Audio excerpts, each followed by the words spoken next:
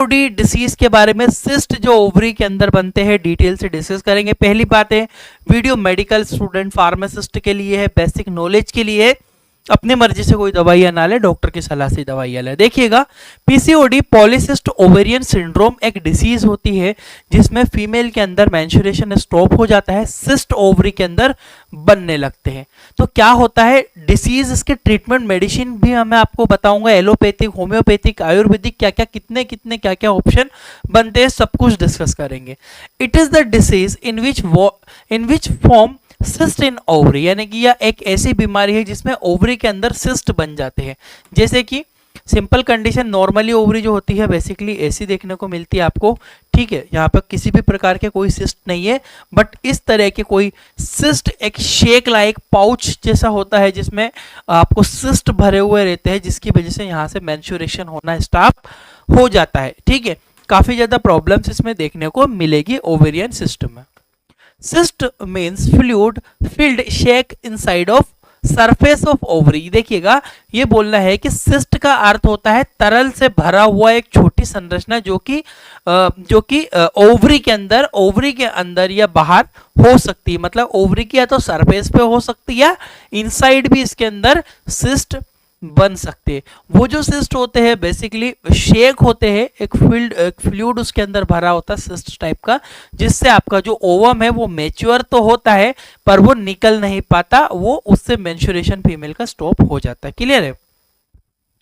It is a hormonal disorder. पहली बात है डिसीज कौन सी भैया, it is a hormonal disorder the developing women during the reproductive. जब होता कब है ये एक हार्मोनल की बीमारी होती है, हार्मोन्स के डिसबैलेंस की वजह से होता है बेसिकली।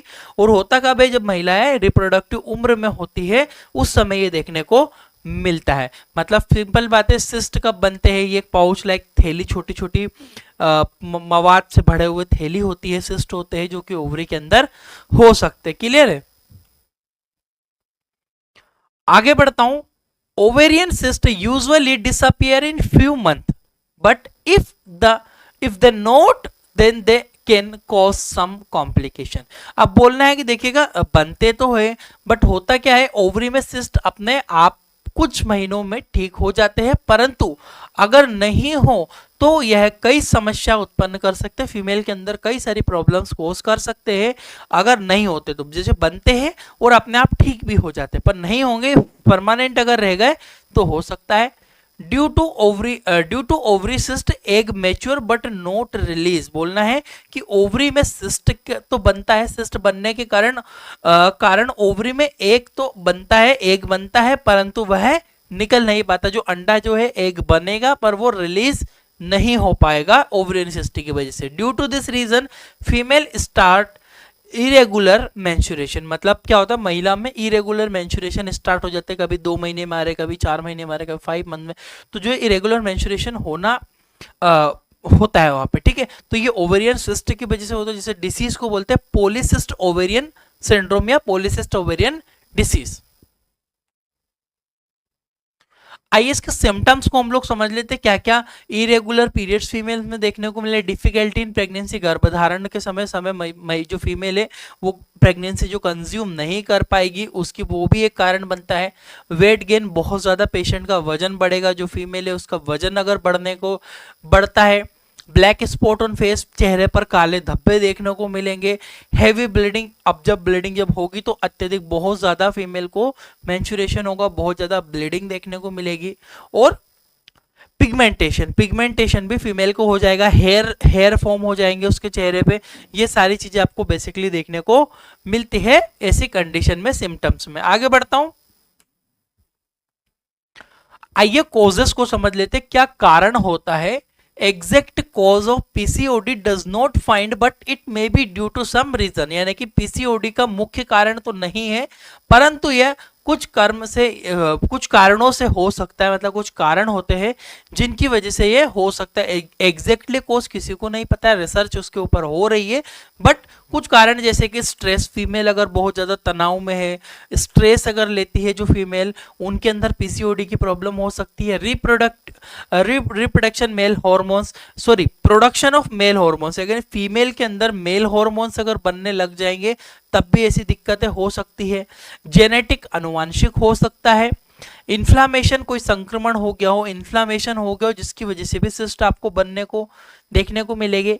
एक्सेसिव वेट यानी कि अधिक वजन, किसी फीमेल का अगर वजन बहुत ज्यादा है उसमें भी आपको बेसिकली देखने को मिलेगा। तो स्ट्रेस होना, रिप्रोडक्शन होना, जेनेटिक हो सकता है, इन्फ्लामेशन हो सकता है और एक्सेसिव वेट, वजन ज्यादा हो सकता है। अब देखते हैं ट्रीटमेंट ऑप्शन में क्या क्या बनते हैं आपके। सिंपली मेडिसिन आप यूज कर सकते हो जो कि आगे डिस्कस करेंगे वीडियो में। योगा जो एक बेसिक चीज बनती है जिसमें इस्तेमाल से आप पीसीओडी को ठीक कर सकते हो।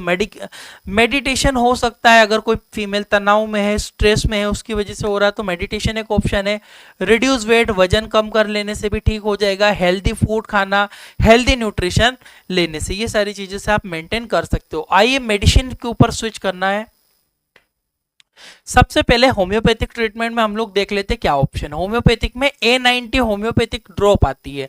A90 जो होम्योपैथिक ड्रॉप है ovarian cyst care, ovarian cyst care के नाम से मिलती है। ओवेरियन सिस्ट केयर ड्रॉप होती है। A90 आप नाम लोगे तो इजीली मार्केट में अवेलेबल है। डोजेस, अच्छा इसका डोजेस बहुत जरूरी है समझना, कैसे पेशेंट को दी जाती है। देखिएगा 50 ड्रॉप इसके जो होता है, सबसे पहले महिला 50 बूंद पानी में मिलाकर TDS दिन में 3 बार लेना है 4 दिनों तक। समय याद रखना 4। इसका डोजेस आप स्टैंडर्ड इस्तेमाल करोगे तो काफी अच्छा हो यूज आपको उसके जो है देखने को मिलेंगे।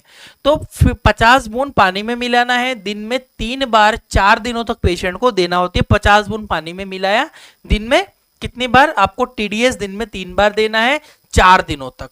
उसके बाद 4 दिनों के बाद फीमेल को यही drop after 4 days take 30 ml। अब पहले 50 ml ले रही थी, अब वो 30 ml लेगी। Drop TDS in water 30 days. अब 30 दिनों तक महिला कितने लेगी? 30 दिनों तक महिला को 30 ड्रॉप डालना है गिन के पानी में, और दिन में 3 बार महिला को लेना होता है। 4 दिन के बाद 30 बूंद दिन में 3 बार पानी में मिलाकर 30 दिनों तक लेना। क्लियर है? समझ में आया? ड्रॉप आपको ओवेरियन सिस्ट नाम से मिलेगी। A90 ड्रॉप होती है। यहाँ पे आपको पहले 50 बूंद लेना है, 4 दिन तक पीना है, दिन में 3 बार पानी में मिलाकर। फिर उसके बाद आप 1 कप ऑफ वाटर यानी कि छोटा कप में मिलाकर, उसके बाद 4 दिन के बाद वापस 30 ड्रॉप स्टार्ट करना है। 30 दिनों तक फीमेल इसको लेगी। ये काफी अच्छा होम्योपैथिक ऑप्शन बनता है। यहां से मैं आगे बढ़ता हूं। नेक्स्ट आता है ओवेरिनियम ड्रॉप। ओवेरिनम ड्रॉप। ओवेरिनम ड्रॉप जो होती है 5 ड्रॉप इन वाटर TDS। लेना कितना है? 5 बूंद आपको कप ऑफ वाटर में मिलाना है, मिक्स करके पिला दिया जाता है फीमेल को। ओवेरिनियम के नाम से मिलती है आपको। यहाँ पे देख सकते हो ये फॉर्म है। ये भी SBL का एक प्रोडक्ट है, काफी अच्छा काम करता है। ओवेरिनम ड्रॉप के नाम से मिल जाएगा। नेक्स्ट, अब कुछ एलोपैथिक टैबलेट्स भी है जिनका इस्तेमाल करके फीमेल यूज कर सकते। जैसे कि इसमें अब ये सारे जो गायनेकोलॉजिस्ट के सजेशन से ही लिया जाता है, कितना किसको कितना नीड है वो डायग्नोसिस करके समझना पड़ेगा। तो मेटफॉर्मिन टैबलेट आती है, मेटफॉर्मिन की टैबलेट ऑप्शन अवेलेबल है। कैबरगुलिन टैबलेट होती है। इसके अलावा बात करो लेट्रोजोल टैबलेट होती है। इसके अलावा क्लोमिफेन होती है। ये चारों ऑप्शन जो है, यहाँ पे भी मैंने डायग्राम भी इमेज के लिए, लोरेट्रोजोल होती है ना, क्लोमिफेन होती है, मेटफॉर्मिन टैबलेट होती है, कैबरगुलिन होती है। इन टैबलेट्स का अकॉर्डिंग टू गायनेकोलॉजिस्ट डायग्नोसिस के बाद इसका इस्तेमाल फीमेल कर सकती है। Red line prescription based medicine है, ये चीज भी आप ध्यान रखिएगा। तो ये 4 ऑप्शन आपके एलोपैथिक ट्रीटमेंट में बनते हैं। क्लियर है?